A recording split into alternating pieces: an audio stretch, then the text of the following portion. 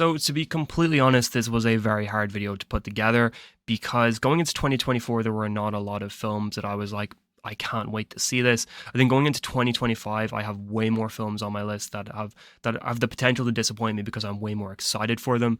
But going in 2024, it just wasn't movies that I was really excited for. It was more so TV.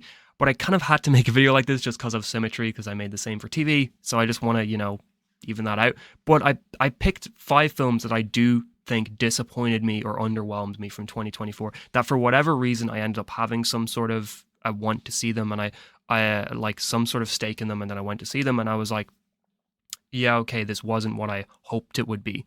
I also just want to mention I did not see Kraven the Hunter. It was the first Marvel film since 2015's Fantastic Four that I did not see in cinemas, so that film very well may have ended up on this list, but I didn't see it. But since we just talked about Kraven, I'll just start off with Madam Web. And I know saying that you're excited about a Sony live-action Marvel film is just setting yourself up for disappointment, because none of the films so far have been good to me. I haven't liked any of their films. Even the Venom trilogy, I've not been into. Like, I think Venom 3 is the best of the 3 Venom films, but I didn't even, have much to really like about that. So I don't know why I was excited for Madam Web, but I legitimately thought maybe this was going to be their first film that actually had something cool or something worked in it. Like maybe this would be the one to break their curse, because the characters that were included seemed way more interesting than what the Sony films have been so far. It felt like there would be actual spider characters involved rather than just using Spider-Man villains in a solo film. The costumes looked great. The characters they were including and the people who were playing the characters seemed great. The set pictures also looked kind of cool. Adam Scott playing Ben Parker was fun, but I also remember a really early theory that said that he was going to be playing like a time-displaced Peter Parker, and the film would be about that, and I thought that was much more interesting than what the film ended up being. But I don't know. I strongly believed going into the film that there was more to the plot than the trailers sort of intended to show us, and that's my bad for believing that. But I don't know. Instead, what we got was one of the messiest, most incoherent, most random films that I've seen ever. I made a review on it the night after I saw it, and I was just like, what the fuck was this?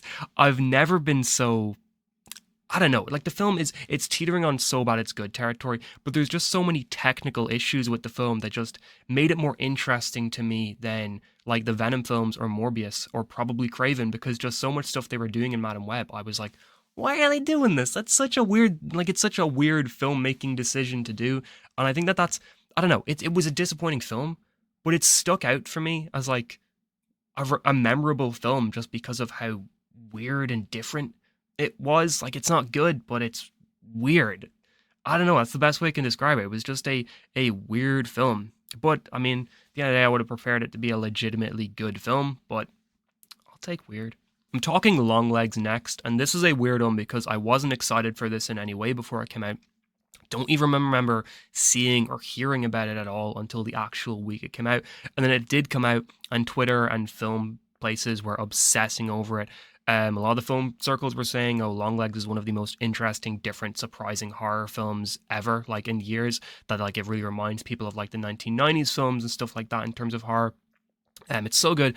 Everyone needs to see it. And so me and my friend went, and I remember just being the whole time kind of unsatisfied with the film. It just felt sort of bland and boring to me. I don't know. When Twitter gets on one of those films and it starts praising it, you kind of feel like you have to see it before they move off of it, because it's just every second tweet's going to be a joke about the film, and you feel like you're going to be missing out. Like there was that with Trap and Challengers this year, both like Trap for sure had that. Then Conclave kind of had that as well towards the end of the year. And there was that with Longlegs. But I don't know, it was the one film that this happened with that I just remember kind of feeling nothing for once I saw it, and coming out not really understanding at all what the buzz was about, which that disappointed me because I was hoping it was going to be something cool. Up next, and this one's a little fair because I did legitimately like this one a little bit. Like, I'd liked it definitely a lot more than every other film on this list, but I was kind of underwhelmed by Kingdom of the Planet of the Apes. And I have seen all the originals. I've seen the 1970s animated show, I've seen the 1970s live action show, and then I've seen the newer trilogy, obviously, as well. But I've never been oh, this is one of the greatest trilogies of all time with the newer trilogy. I think all 3 films are really good. but they've never been like amazing to me the way a lot of other people are.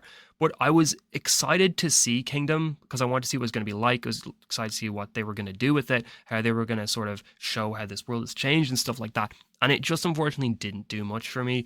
I felt like a lot of the elements were missing some of the push and some of the spark that made the trilogy hit with a lot of people. And then I remember kind of being bored during it. Think that the length was unfortunately a little long for the story they had to tell. I don't know. But I do remember Kingdom being a film that most people were giving good reviews for and were saying it was pretty good when it came out. So what do I know? But will say I do remember Kingdom not being like, nobody was saying it was, one of the best Planet of the Apes films. Everyone was just kind of like, it was pretty good. Up next is one that I feel like most people were disappointed with, and that is Joker 2. And yeah, I mean, Joker 1 is a pretty critically loved film. It was an Oscar film. It makes sense that a lot of people had high hopes for the sequel, especially since it was going in a more artistic and artsy direction and bringing on Lady Gaga as Harley Quinn and trying to be somewhat of a musical film. It felt like it was aiming to be another Oscar film that was going to win a lot of awards and was going to be a film a lot of people were like, oh yeah, this was actually a good film. But I don't know, the film for sure felt a little phoned in to me, with 2.5 hours of characters just sort of recapping the events of the first film. And then we'd stop every 20 minutes so that they could do a 2-minute musical segment that had nothing to do with the rest of the film. And I don't know, I think it was a pretty film to look at. I think the actual musical elements were the strongest part of the film. Like, I thought the production design there and the colors and the actual singing was really, really, really good. And it kind of sometimes made you forget what the rest of the film was actually like. At the end of the day, this film to me felt like a waste of time. It felt like nothing was gained by making it, and nothing was said. It felt like a quick money grab because the first one was so successful. And the final film I'm going to talk about is A Quiet Place Day One, which I always felt like the beginning, first day of the apocalypse, was the best part of A Quiet Place Part 2. Thought that was really exciting, really cool. I couldn't wait to see what an actual film built around that premise was going to be. So like the idea of getting that sort of thing was really excited for me. It sounded really, really, really interesting. But that was not what this film actually ended up being. I didn't dislike the film as well. I liked it a little more than the other films on this list besides Kingdom of the Planet of the Apes. But I just thought the film was fine. I think the potential that it had was so much better than what the actual film ended up being. Like, this could have been a much bigger film. This could have been a much more exciting film. But instead of the intensity of part two, we instead get an hour and a half of mostly two people tiptoeing around the city without the actual day one element being part of it. Really, there's like 10 minutes of showing the actual beginning of the alien and attack, and we see it from the eyes of somebody who's hiding in like a basement sort of thing, so they're not even really out in the street seeing everything. And I don't know, that was a little disappointing to me. But anyway, those are my 5 most disappointing films of 2024. What are yours? Are there any overlap? Like, is there any on this list that you're like, yep, that was definitely disappointing? Is there any on this list that you're like, whoa, that was actually great? What the hell are you talking about? Let me know if you enjoyed the video. Then a like, share, subscribe is always a huge help. And thanks so much for watching, and have an amazing day.